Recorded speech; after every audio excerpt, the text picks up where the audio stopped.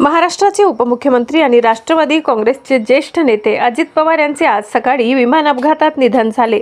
बारामती विमानतळावर लँडिंग दरम्यान तांत्रिक बिघाडामुळे विमान कोसळले। या भीषण दुर्घटनेत अजितदादांनी अखेरचा श्वास घेतला, ज्यामुळे अवघा महाराष्ट्र शोकाकुल झालाय। महाराष्ट्राच्या इतिहासात सर्वाधिक 6 वेळा उपमुख्यमंत्री होण्याचा विक्रम त्यांच्या नावावर आहे। सकाळी 7 वाजता मंत्रालयात हजर होणारा मंत्री अशी त्यांची शिस्तबद्ध ओळख होती। अजित पवारांच्या जाण्याने महाराष्ट्राने एक कार्यक्षम प्रशासक आणि जमिनीवरचा नेता गमावला।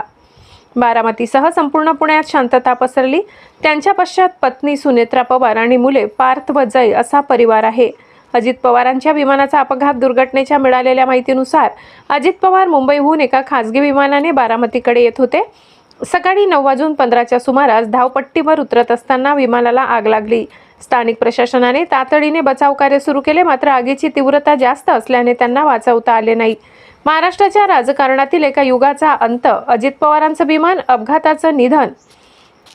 अजित पवार यांच्या विमानाचा अपघात झाल्याची माहिती मिळताच सुप्रिया सुळे, पार्थ पवार, सुनेत्रा पवार यांनी बारामतीकडे प्रस्थान केले। सुनेत्रा पवार आणि सुप्रिया सुळे या अर्थसंकल्पीय अधिवेशनाला दिल्लीला गेल्या होत्या। तात्काळ त्यांनी बारामतीकडे प्रस्थान केले।